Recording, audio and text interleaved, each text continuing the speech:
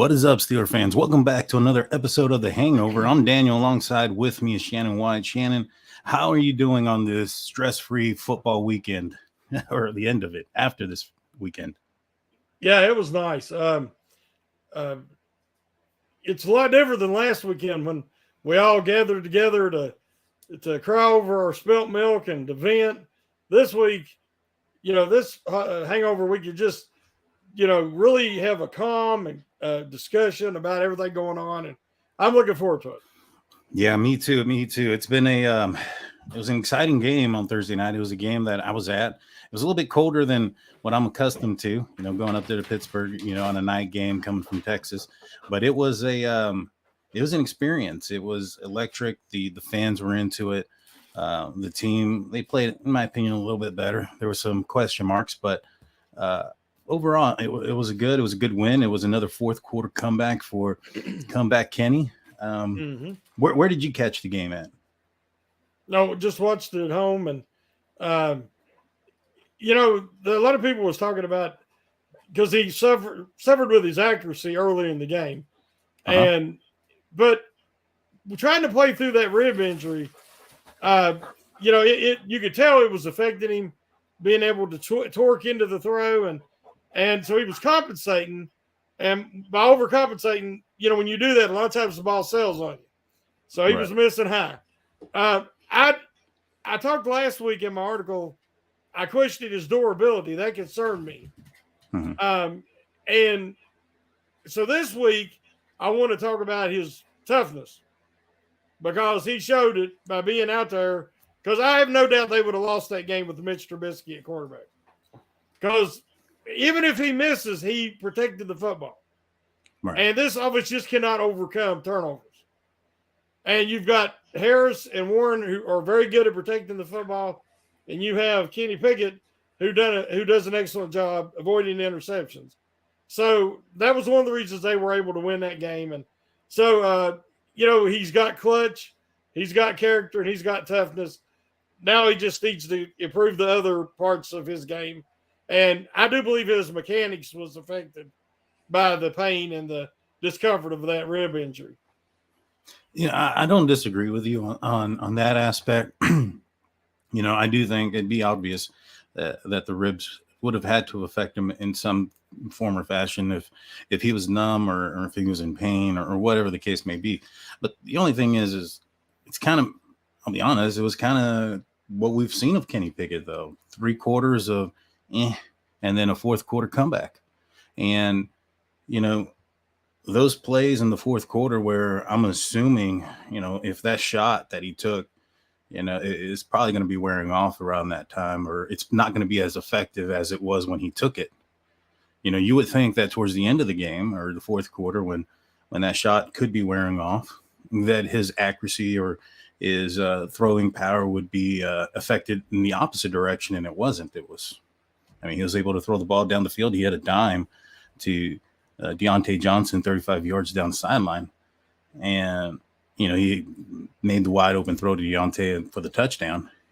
And there was even the other Deontay Johnson, which should have been a touchdown, but Deontay dropped where he kind of cut in front of, I think Allen Robinson ended up getting a penalty, or there was a penalty thrown because they hit Allen Robinson and got to do the plays over. So, he made some of those throws. He made them accurately. The other times, I'm not sure if it's, how much is it the injury? How much is it him? Is he inaccurate? Because there's 20 other games that we've seen. Now, I think at this point, he might be who he is. And I think the Steelers know that. So I think that what we saw in this game was a lot of what we saw last year after the bye, which was limit Kenny Pickett's throwing, limit where he's going to throw and try to work in the run. And I think that's how they did to win this game. And I think that's going to be how they're going to win majority of their games. If they're going to, do anything, it's going to be off of the running game. What do you think? Well, we disagree on that, but we have for a while now. And I believe Kenny Pickett is improving. In the past, he's been slow on a lot of his progressions. He's improving in that aspect. He's staying in the pocket. He's not rolling, especially wide to his left. He's stepping up in the pocket better. He made a couple of throws where he went forward in the pocket and made accurate throws on the run. The ball was selling, but you could tell his mechanics was affected. Now, he misses passes, as all quarterbacks do. I was reading a tweet during the Kansas City-Miami game, and the guy was like, man, these guys, this is Mahomes and Tua, and they're missing some balls really bad. Right. But when you're established and you've proven yourself, you miss the third two, nobody pays no attention. Pickett misses 3 or 4 in a game, and it's the end of the sky's falling. It's the end of the world. I'm watching, his reads. Does he make the right decision with the football? And I've seen some improvement, especially there in the Titans game. The protection was much better, so he's more comfortable. Just having Broderick Jones out there, I'd rather him be on the left side, but if they got to play him on the right, play him on the right. I just know that you want to protect the young quarterback's blind side, especially one that's had durability and concussion issues. And to me, it seems kind of a waste to have Jones on the right. But even on the right, he just locked that side down. I think he gave up 1 pressure all game and 30 pass sets. So it was an improvement. All the line seemed to play better, just like they did the last time against the Rams when Jones was in there. So hopefully we'll still see that improve. That'll give them a running game, and that'll make Pickett's job that much easier. Right. And I get that. All quarterbacks do miss. But what Kenny Pickett hasn't done, what other quarterbacks have, is have a breakout game. I mean, when you have rookie quarterbacks in the NFL like a C.J. Stroud, a Willis, yeah, but I keep hearing. I got to interject. I keep hearing that, and everybody spent the whole weekend comparing him to every other quarterback in the league in one form or another. The problem is who's had a quarterback that's had a breakout game in Matt Canada's offense, and we could just even stick with the Steelers. We don't even have to go back to all his college failures. Nobody is going to have a breakout game in that offense. That is not how the Steelers run this offense. They will not do it. It doesn't. If you don't have a quarterback that can push the ball down the field, you're going to have an issue there. Ben Roethlisberger at 40 years old, on a bum arm, is not going to push the ball down the field. Mitch Trubisky coming in last year is not going to push the ball down the field. Heavens, we've seen what he is this year when he's come in. We've seen what he was last year when he came in. He's not a good quarterback. So right there, those 2 examples under Matt Canada really shouldn't be a reflection of who or what he was. Now, we had Kenny Pickett come in the middle of last season, and it wasn't what it was there. Now, we've seen in the last couple of games where Matt Canada has called a decent game, and it's made me wonder, is the Pittsburgh Steelers offense being held back because of the limitations of their quarterback? Is that the reason why the playbook isn't opening up? Because you do have to look at the other players in the league. For God's sake, Josh Dobbs did more, with Minnesota than we've seen with Kenny Pickett in the last, I don't know how long. And I would bear to say that there's probably a lot of people out there that were kind of looking at those situations where those 2 quarterbacks might be somewhat comparable. And Josh Dobbs was not a first-round quarterback. And so, I think that when you do have to look at the other quarterbacks in the league, you have to look at the fact that you have a C.J. Stroud throwing for multiple touchdowns. You have a Will Levis throwing for multiple touchdowns and looking how he looks. And, I mean, even if you look at Sam Howard or Howell, I don't think he's great or anything like that, but, it's kind of comparable, and he was, 3rd round? So, I think the Steelers reached on this side. And I'm not saying that the Steelers can't, win with this guy. I think they can. Is he improving? Yeah, he is improving. But is his rate of improvement where it needs to be? There's nothing on the Steelers offense that where it needs to be. Nothing. Oh, I beg to differ. I think the wide receivers are good enough. I think George Pickens can do a lot of things, and he's got a right to be frustrated. And when you look at the film, he can pout really good. Yeah, he can. He's open a lot, and there are times where he was open. He runs half-hearted routes. Everybody at the game was telling me he loafs when he doesn't think the ball's coming his way. I mean, there's so much evidence of character problems with him And that's why he fell. The guy is an athletic freak. If he would have had character and not attitude issues and question marks, he would have been a first-round pick in a heartbeat, even coming off the knee injury. I mean, Deontay Johnson's a good receiver, but he just caught his first touchdown in, 2 years almost. I understand that. There's, Pat Freiermuth ain't playing, but there's nothing on this offense. The title of the show, we're talking about the AFC North is an elite division. It's the best. Every team in the division has got an elite quality. The Cincinnati Bengals have Joe Burrows, 2 really good receivers, and they got an elite offense. The Baltimore Ravens have balance, maybe the best balance of any team in the NFL, and that makes them elite. And the Cleveland Browns have the most aggressive and suffocating defense in the league, so that's their elite quality. What's elite on the Steelers? You've got the edge rushers. You've got an opportunistic defense, but how long that holds out, we don't know. And you got an elite kicker. Other than that, there's nothing elite on that Steelers offense.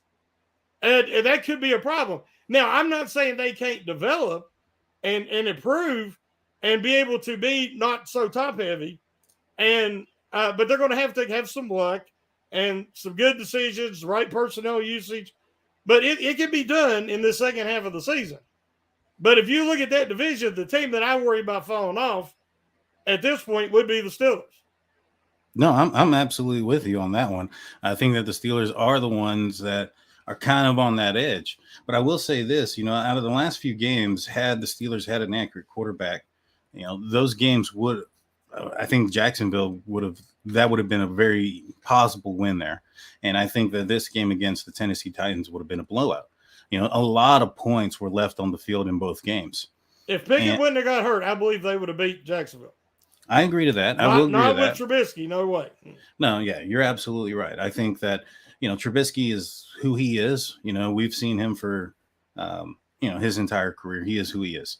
I just think at a certain point, and I'm not saying that right now is that point, but if this doesn't improve, they're and comparable to the NFL standard, if we don't see some NFL throws, something that just say, wow, that's amazing. That's a good throw. That's a good play. That's a good drive. That's just a good game. I want to see a complete game from him and have it consistently. I think that there is going to be a huge question mark about that position. Now, like I said, I think the Steelers maybe are realizing or coming to the fact that there's going to be some limitations when it comes to the quarterback, and they're going to have to find other ways of winning. Can they do that? They've shown that they have been able to. The one thing that Kenny Pickett does have is the ability to score, in the fourth quarter and, to be that clutch gene or clutch, factor. And, the Steelers are basically going to have to try to just keep every game close and pull it off at the end. And that's just kind of been their identity. But do you think that's sustainable? No, we've talked before. Good fortune, you can call it luck, you can call it good fortune, is not sustainable. And eventually you got to be able to match up with these other teams, score enough points when your defense inevitably has an off day. And the Steelers have not shown they can do that at all under Matt Canada's team. So you have to go back to when Ben wasn't towards the end after his elbow injury, before the Steelers can put up a lot of points and keep up with people that way. And I don't see him doing that under Canada. I believe that the offense can improve to a degree in spite of. I believe that there's been more voices in the room. I believe that Pickett and other players, Harris has said he's been involved, have been talking about plays they like, what they don't like. So we're starting to see, the game plan look a little different. The play calling look a little different, seeing some improvement there. So are they going to be a 30-some point a game team? I don't see it, but I think they could get up in the 20s. And if they can continue to protect the football and play smart football, they're also one of the most least penalized teams. When they get penalized, it's usually a dumb personal foul. So if they can continue that, I think they can compete within the division. And, that's just a tough division. It's going to be difficult. No, I agree with you. It's going to be very difficult. Fortunately, right now the Pittsburgh Steelers are 2-0 in the division and 4-2 in the conference. Yep. So it's a good, healthy record at this point.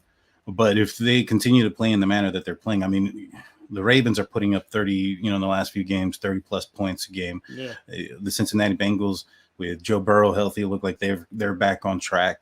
I'm not sure if this Steelers offense is going to be able to keep up with their offenses. The Steelers beat the Ravens, but it took a crap ton of turnovers by the Steelers defense to do so. And 6 drop passes. Yeah, that's true. And, it's one of those things where I don't know if lightning's going to strike twice in a year like that for the Pittsburgh Steelers. You know what I'm saying? Mm-hmm. But looking at what were the positives, Broderick Jones, I thought he played fantastic in this game. I didn't think that he hurt the team at all. I saw him getting to the second level. One of the biggest, I guess, concerns or question marks when it came to Chicksacore was he kind of gave up on plays sometimes. And I'd see him turn around and watch the play instead of moving up or trying to find work. And when it came to Broderick Jones, he's always looking for work. Oh, yeah. Do you think that, I don't know why, first and foremost, why Chooks was benched. There's been some multiple reports going back and forth as to why it was. But do you think that Chooks ends up coming back as a starting right tackle, or do you think that's Broderick's job here on out? I thought Broderick Jones earned the left tackle position and they took him out. So I don't even want to guess. But I think that Okorafor's problem, and we've talked about this for years, is he is so, I don't know if it's his heritage, how he was raised, but he's so passive. He doesn't have a killer instinct. I question when he's off the field if he even has an aggressive bone in his body. I think he's just a genuine nice guy. So when he plays just really, really nice. I mean, he's got them long arms. He's got the size, the athleticism. If he was mean and nasty, he'd be throwing guys around. But he doesn't. If you watch the difference in him and Broderick Jones, Jones was taking on his first blocker and then looking for the second guy on the second level and drive him into the ground. James Daniels pancaked the guy on that first touchdown run by Harris. Samalu pancaked the guy later in the game. You've seen the aggressive play through the whistle that we've been wanting to see. And it's funny, Samalu had his best game when he was lined up next to Jones. Now, Daniels had arguably his best game when he was lined up next to Jones. So it really matters, who you got next to you. And can you focus on your duty and you can trust them to fulfill theirs. So, yeah, I think Jones he played great. Like I said, only one pressure given up. His run blocking was very effective. And PFF gave him a bad grade. He got the worst grade of any of the Steelers offensive linemen. What are these people looking at? I mean, it's embarrassing. That's why I don't even mention them hardly ever, because some of their stuff passes the eye test and other stuff is just ridiculous. Yeah, I agree. When I saw what PFF said about his grade, I was like, that's just stupid. I mean, he played really, really good. I mean, the only thing that he did wrong was the bonehead play. The personal foul. That ended up getting the Titans an opportunity to get the ball at the 50. Now, I'm not sure what he did. I did see him on the field without a helmet, so I'm not sure if that's what it was. I don't know if you saw that angle from the TV angle, but there was a point where he was kind of yelling back as he was walking back on. He was backpedaling back to the sideline, kind of yelling at the Titans side, and he had his helmet off. So I don't know if that had to do with why he was the penalty came out, but that was a costly one, and I was sweating it. So was I. I was sweating it.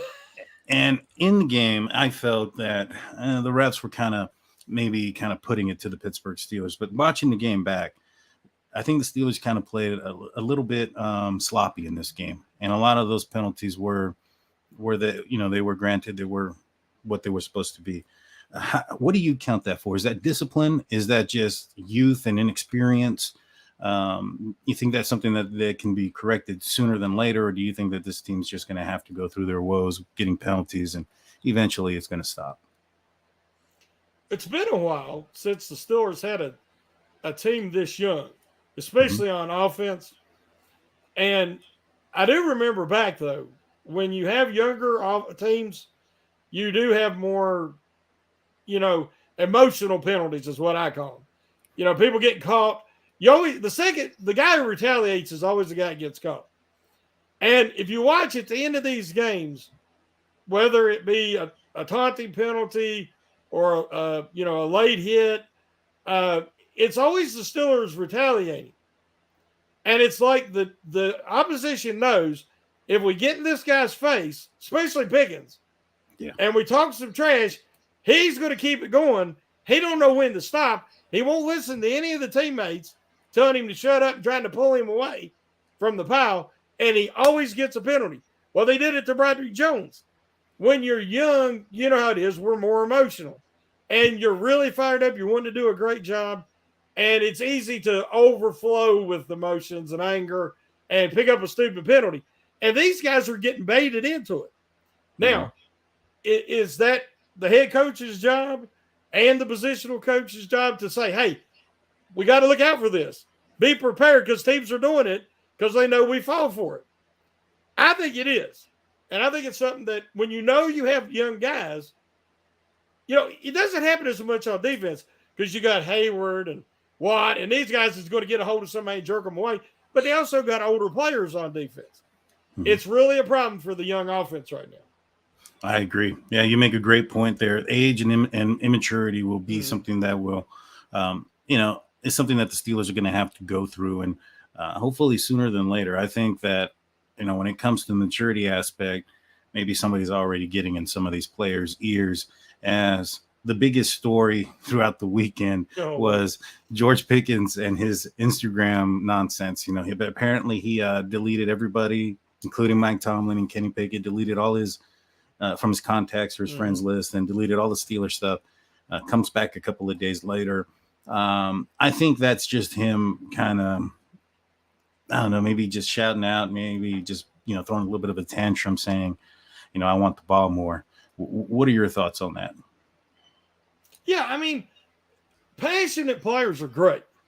I mean, because, again, I just talked about a Okorafor who really isn't a passionate player. He's very cerebral. So passionate players are great. As long as they can control their emotions. That is something that comes with maturity a lot of times.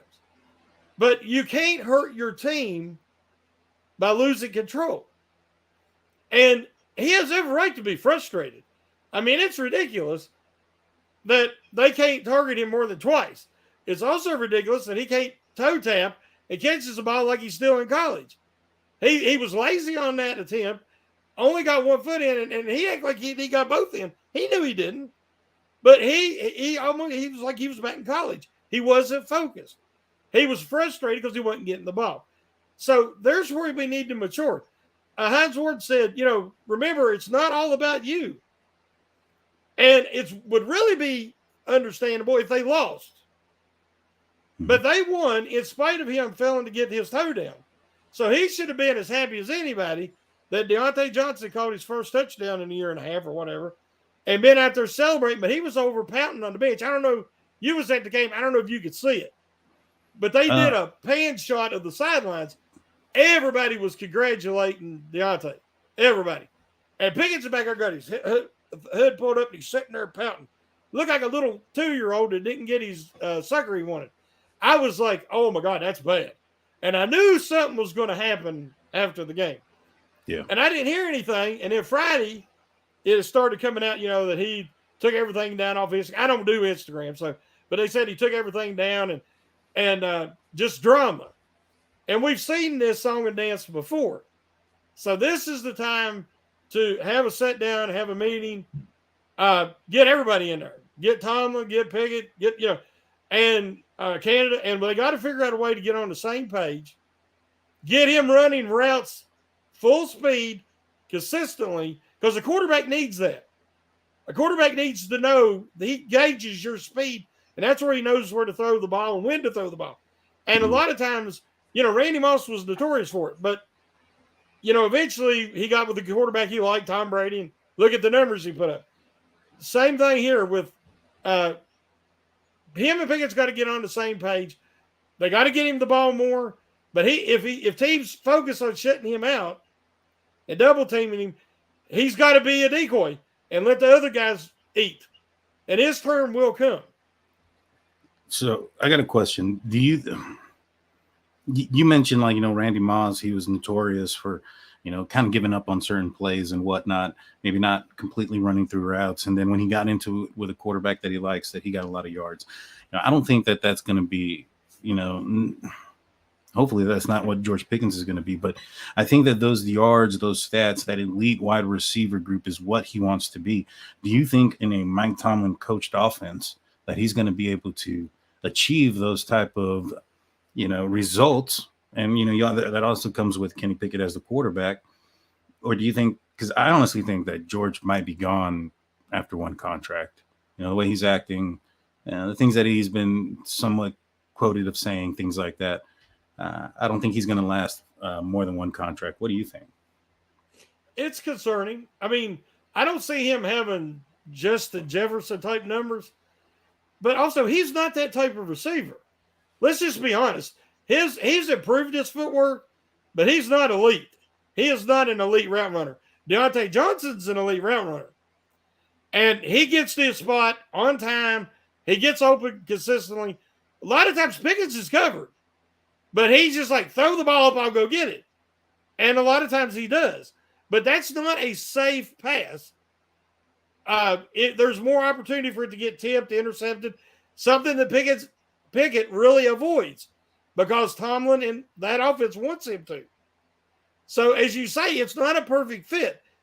That being said, if he gets 4 or 5 catches a game, 80 to 100 yards, touchdown or two, every week or so, I see he would be okay, and he'd feel like he was a big part of the offense. But for 2 weeks in a row, he's hardly getting a sniff. Yeah. But also, Daniel, he's bringing it on himself. When he was letting his play do the talking, and he's really blossomed this year. But then he started the trash talking, and he's talking smack against the Rams in game. Then he talked smack with Jacksonville before the game and said they were a hope defense and all this stuff. You're putting a target on your back. So naturally, the Titans are like, their best weapon, their most explosive weapon is Pickens. So we're going to double him, take him away, and see if they can beat us. It's not ideal, but don't make it harder than it has to be. So just shut up and play. Yeah. Yeah, 100%. I agree with you on that. Well, we're going to take a quick break right now. For those on the YouTube side, we're not going anywhere on the audio side. We'll be back after a few words. And welcome back to the Hangover. I'm Daniel. Alongside with me is Shannon. We're talking about the Pittsburgh Steelers, what the future holds, what they did against the Tennessee Titans, and just talk about football. But before we get back into it, you typically have a stock up, stock down article that comes out, Shannon. What can the viewers expect out of that article that should be coming out on SteelCurtainNetwork.com, your one-stop shop for all your Pittsburgh Steelers news and coverage? Yeah, it should be out tomorrow, probably around 11. Mm-hmm. I actually didn't have any stock downs. I did. Last week, I was so aggravated after the Jacksonville game that, I was honest, brutally honest. And I think that the win against the Titans, it made everybody feel more positive about the direction that this team's going. So I wanted this article to focus on positives. Hmm. And be encouraging because we don't know what the rest of the season is going to hold. But like I said, if they can get a guy like Darius Rush, who they picked up off a practice squad, Kansas City's practice squad, they used him, I think, 30 snaps against the Titans. He almost ended the game with an interception. And you see his length, you see his athleticism. If they can get him to be that second press corner, to take, like if you played the Bengals, you need to press Chase and you need to press Higgins. If you play Seattle, you got Metcalf and Lockett. A lot of the teams have two. So you need to have guys capable of playing both. So if you get lucky on Rush and can develop him, and it seems the Steelers realize this. Because, how often do they play a guy just joined the team that many snaps? And they had Wallace, and they had Peterson, and they had Pierre. So that tells me that they really see something in Rush. Now, Peterson this past week said that Rush is a student of the game. He's eager to learn, and he's a quick study. Well, when you put that with the athleticism and the length that the young man has, maybe that's why they didn't overpay at the trade deadline. Yeah. So if they can get lucky there, get Minkah Fitzpatrick back, and have that offensive line continue to gel and start to play a little better on offense, they can stick around in this division race. So that's what I wanted to focus on, is being more positive, and I covered a lot of it in the stock report. You know, when it came to Rush, he almost got that one interception. I thought he played well out there. You know, it took me a minute there. I was like, who's number 21? Yeah. I had to stop and think for a second. I was like, man, I hope it's not somebody, like, I'm just blanking out on somebody important right now, but I don't remember who 21 is. And you know, it kind of also debunks those rumors that, you know, the Steelers don't put out a cornerback or a player right away. You know, if the person has a game and he can bring and contribute to the team, he's going to be put out there. Mm-hmm. You know, Desmond King was a guy that rarely saw the field except one time, and the one time he did get on the field, I think he let up a touchdown. So I think there was reasons for behind that. And yeah, I think he did play pretty good. But speaking of the positives and in the cornerback room, what were your thoughts on Joey Porter? He followed D-Hop. I don't even remember a cornerback that was following the opposite team's number one ever. I mean, how far do you have to go back that you saw a cornerback play both left and right following the number one wide receiver of the opposition? Well, when Joe Hayden got to Pittsburgh, he was really past his prime. Mm-hmm. He was still solid, but he was no longer a true number one, and he didn't follow anybody. To find somebody who did that, you had to go back to Ike Taylor. And Ike Taylor normally stayed on one side. But when he would play Chad Johnson, he gave Chad Johnson fits. Back when Ocho Cinco or Chad Johnson, whichever name you want to go by, when he was lighting up the NFL for 1,500 yards a year, he'd play the Steelers and Taylor would shut him down. He might get 50 yards. And he would follow him. And that's how long it's been since Steelers had somebody capable of doing that. And Taylor never played press coverage as good as Joey Porter Jr. does already. So, you know, that's awesome to have that guy. You could say, he went to the coaches and say, I want to cover him. I want to follow him around the field. He wanted the challenge. I love that competitiveness. I love that confidence. Now, you know, he picks up a face mask trying to make a tackle because he's got long arms, but he's got to get stronger. Yeah. But, man, when he comes to coverage, he doesn't back down. And he wanted to cover a guy who just had 3 touchdowns the week before. So you got to admire that. And I think the Steelers found something. They got him a true number one corner now. I do too. You know, his coverage ability is remarkable. I think Hopkins was limited to 1 catch for 17 yards. And, you know, I think that up until this point, quarterbacks that are throwing his direction up until this game was a 0 quarterback rating thrown at Pickett or at Porter. I don't know what it is after that 1 reception. It probably didn't go up very high, but you know, so I'm super impressed with his game.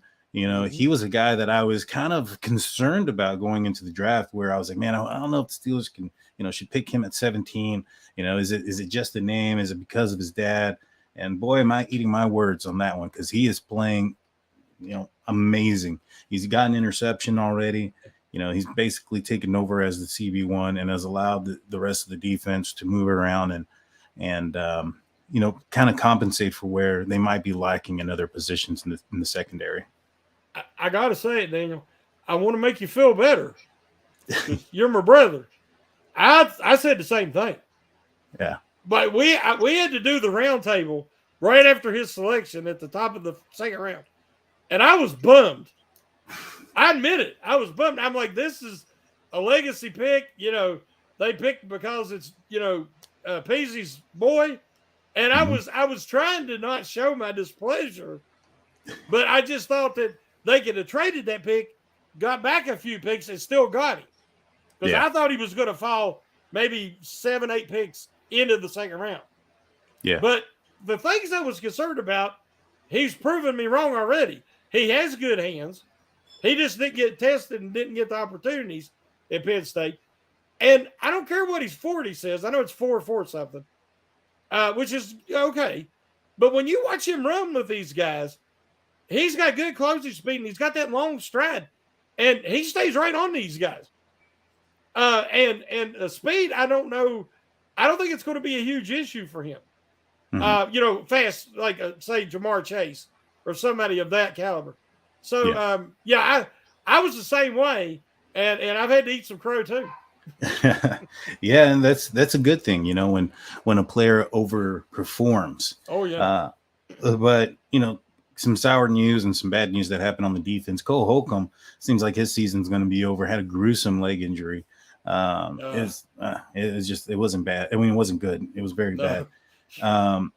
Elandon Roberts, Quan Alexander. Quan comes up with a big interception to close out the game. Do you think the Steelers go shopping for another inside linebacker? Or do you think they're comfortable with the those two plus Mark Robinson behind them? Well, I think Mark Robertson can do a really good Elandon Roberts impression because they both play very similar. And Robertson, I think, will be a better cover linebacker than Roberts eventually. But right now, he needs more time. That's why I always want the Steelers to play the young guys in the rotation if it's 5 to 8 snaps a game.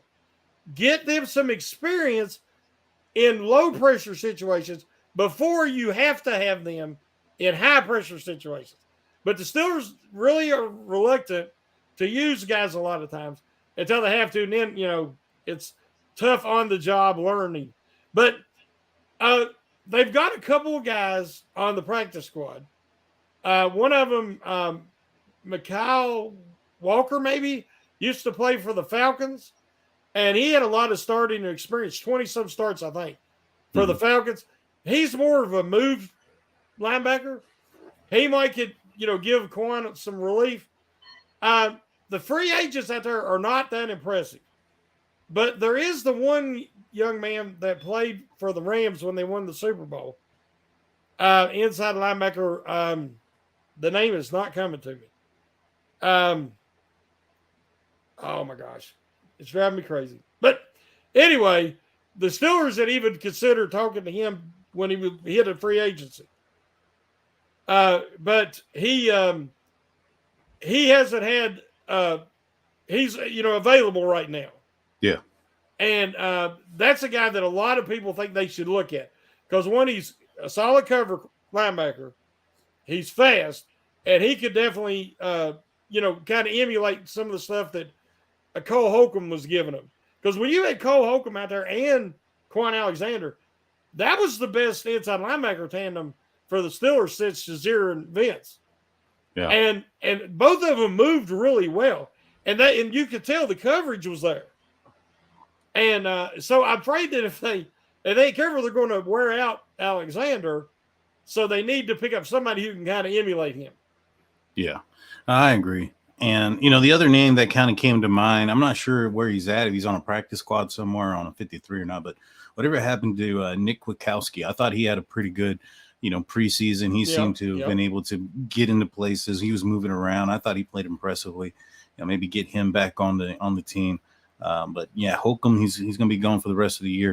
It seems like he's going to be having surgery, and it doesn't sound like it's going to be a career ender. He'll probably be back next year.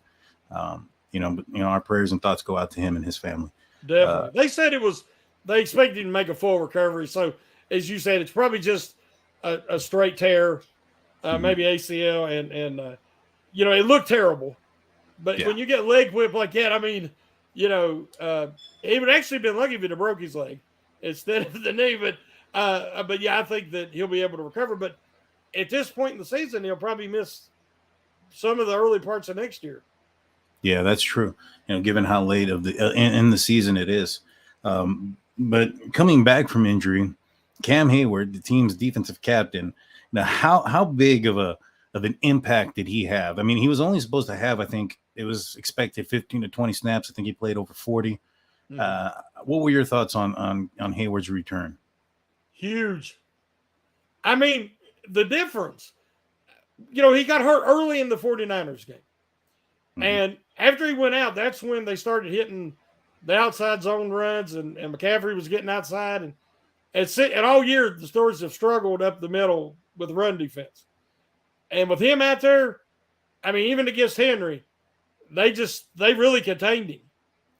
And it seemed like everybody's play on the defensive line went up. Mm-hmm. Travius Adams has less pressure on him. He's played better the last few weeks. Keanu Benton was inspired. I think he was so excited to play with Hayward when he was out there, especially when he was out there together.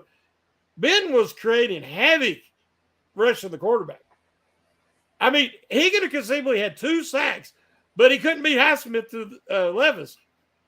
But his pass rush coming in the draft, everybody said Benton's, mediocre pass rush. They didn't ask him to do that a lot at Wisconsin. That kid, you can tell how athletic he is, a natural athlete. And he's got great balance, contact balance. And when he gets after the quarterback, he just goes back there. I mean, he just gets through the blockers, and it's just missing. So I expect him to get at least a few sacks here in the next couple of weeks because he's getting closer every week. I agree. I think Keanu Benton, he's been another player that the Steelers drafted that has just shown up again.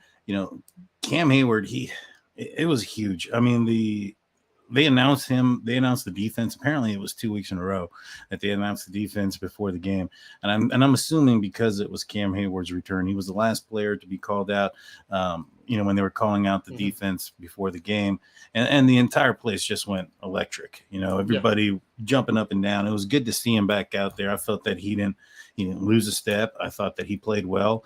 My concern was maybe perhaps he was coming back a little too soon, but based off what I saw, I thought he played just like he always does. Yeah. No drop off.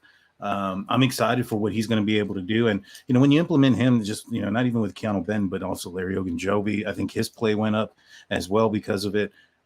You said Martavius Adams as well. I think this pass rush is definitely going to be where we expected it to be going into the season prior to Hayward having the groin injury. Mm-hmm. So I'm excited. I think that this defense is going to be able to hold up. But do you think that it's going to be able to hold up against some of these other elite offenses? Right now we're looking at, the Baltimore Ravens putting up 30-plus points in the last few games. You're looking at, Joe Burrow being healthy again and, going back to the AFC being elite. Is the Steelers' defense and pass rush enough to slow that down? Or do you think that, the offense against some of those teams are going to have to put up more than 28 points? Well, they're going to have to score more. Now, how many, I'm not sure, but the Steelers always play Baltimore tough. If they're going to get blowed out, it's in Baltimore. Mm-hmm. That's just been the history between the two. But the Steelers control Baltimore's rushing attack when they got their healthy complement of defenders. So if the Steelers can stop that and make them beat them throwing the football, I think the Steelers can be competitive in that. That the main concern for me is when the Bengals, if the Steelers can't get that second press guy, there's a team like the Bengals I think could exploit, especially if you get Wallace stuck on one of them. They're going to have a monster day, just monster. And Patrick Peterson can't stop anybody either in that scenario. If you could get a guy like Rush to be the second cover, press cover, then Wallace could be in sub packages where he's really effective, matched up against 3s and 4s, and maybe an occasional tight end. Same thing with Peterson. Move him around, use him like a discount Cam Sutton. The Steelers secondary can be better, but that's why I wanted them to trade so bad for another corner, at least the CB2. But if you could develop Rush, it'll work out. And, it's the midway point, so there is time. Mm-hmm. And, again, injuries, there's so many things that will impact. They've already impacted the Steelers. I know that the Browns are going to be missing their starting tackles when they play the Steelers. Everybody's got guys going to go down, and that's going to, shape the landscape of the division and the AFC. Yeah, I agree with you.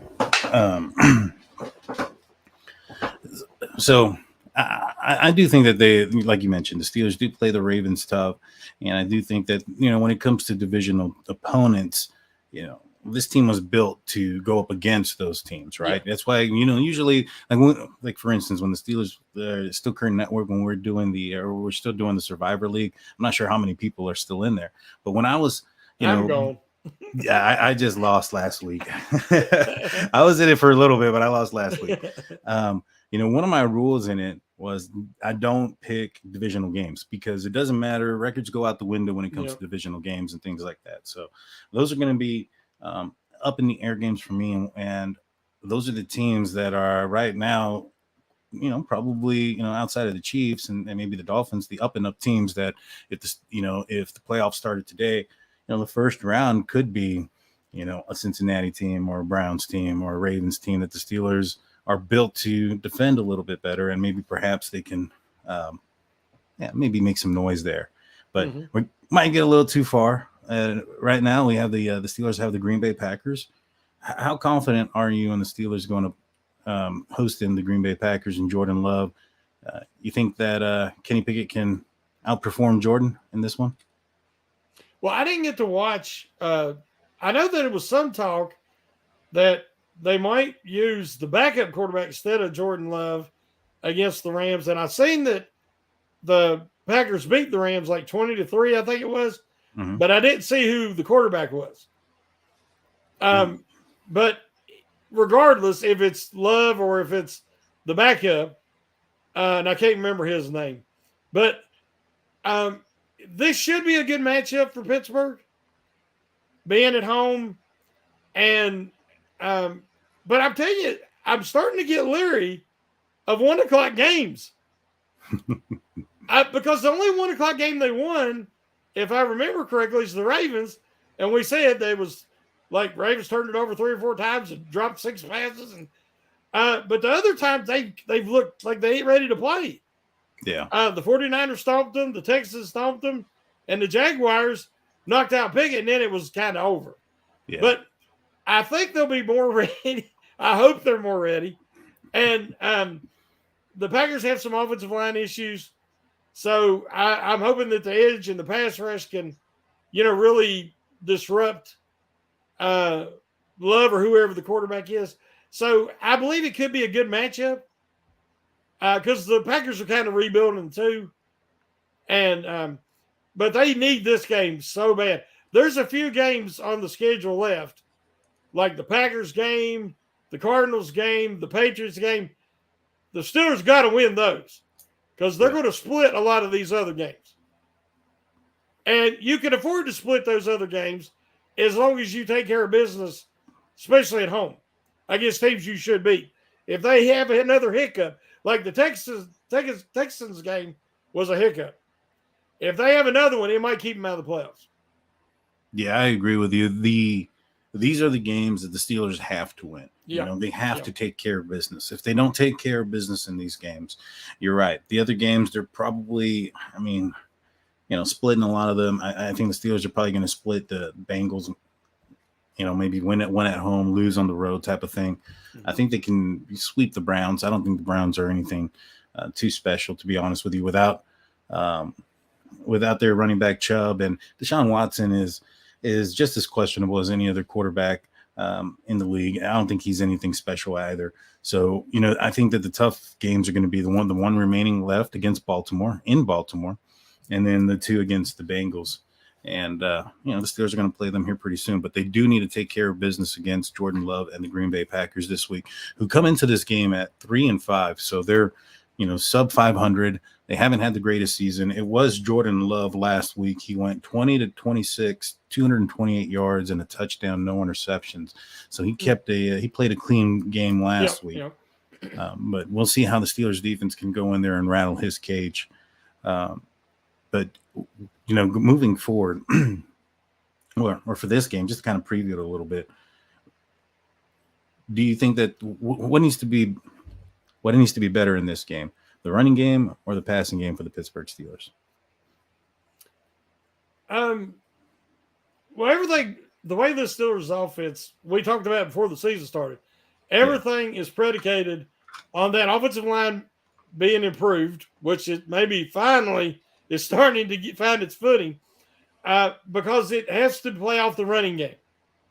If the Steelers can run the ball effectively, stay ahead of the chains, and makeable down the distances, they can be more creative.